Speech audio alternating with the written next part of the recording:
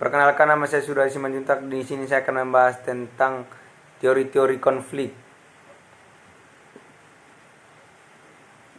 Teori konflik adalah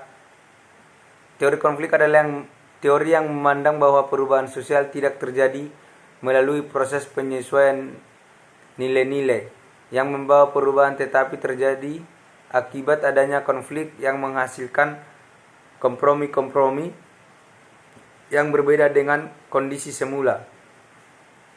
Konflik bisa terjadi dalam jenis masyarakat atau struktur sosial manapun. Demikian itu disebabkan adanya tuntutan individu-individu atau kelompok-kelompok yang bertentangan dari waktu ke waktu.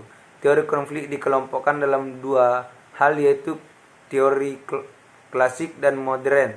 Yang pertama, teori konflik klasik cenderung memandang konflik yang ditinjau dari segi sifat alami manusia yang cenderung saling memusuhi dan saling menguasai.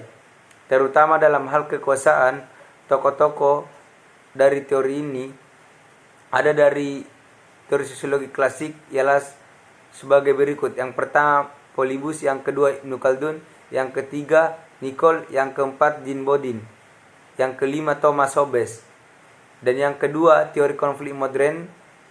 Teori konflik modern ini lebih bersifat konflik dan muncul sebagai kritikan atas teori fungsional struktural.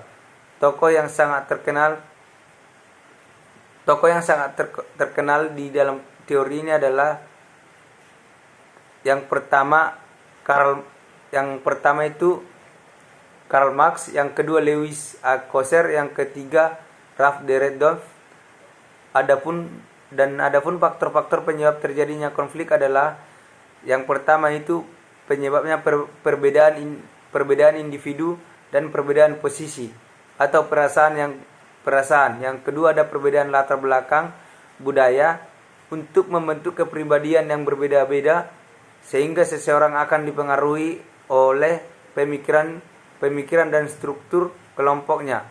Dan yang ketiga ada perbedaan kepentingan antara individu dan kelompok, dapat mempengaruhi ekonomi, politik, dan sosial. Dan yang keempat adalah terjadinya perubahan di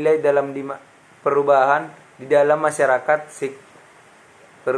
masyarakat sehingga terjadinya konflik.